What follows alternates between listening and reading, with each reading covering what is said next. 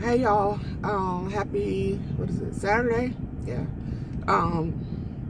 I just wanted to come on here. Like, I am not trying to be no prophet or nothing like that, y'all, because I'm still in the beginning of my stages or whatever. But when you're going through it, God still, he sends you words. Like, he sends you things that you need to, put out there. And he sent me this like last month. And that's something that I'm learning, like, to be obedient, y'all. I have been stubborn for a very long time, and like I was that person to where if you tell me to do something, I ain't gonna do it. I ain't gonna do it just because you told me to do it. I'm gonna do it when I get ready to do it, and I have to work on that. So with that being said, I know I can't be like that with God because, honey, God don't play. So I just wanted to kind of put this out there because I have been there. I have been there to the point to where I have had grudges. I've had, and not necessarily grudges, but I have been filled with anger and filled with hatred because of the way somebody has treated me. I've let mine go, y'all. I've let mine go because of the simple fact that if you're out there and you hate somebody, or you're angry, or you're carrying that load with you, it's gonna wear you down so bad to the point to where you can't even see straight sometimes. And I'm not finna give nobody that type of joy over my life.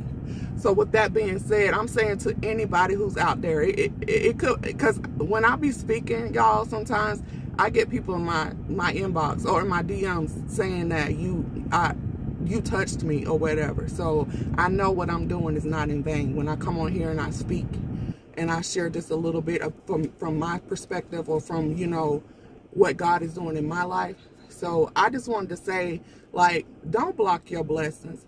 Just say, for instance, if that person that you have hatred towards don't even hate you, they don't hate you or whatever, and they've asked God for forgiveness for what they've done to you, and you're still carrying on that load of hatred towards them. And let's just say something happened to them, they pass away, and they make it in the pearly gates of heaven.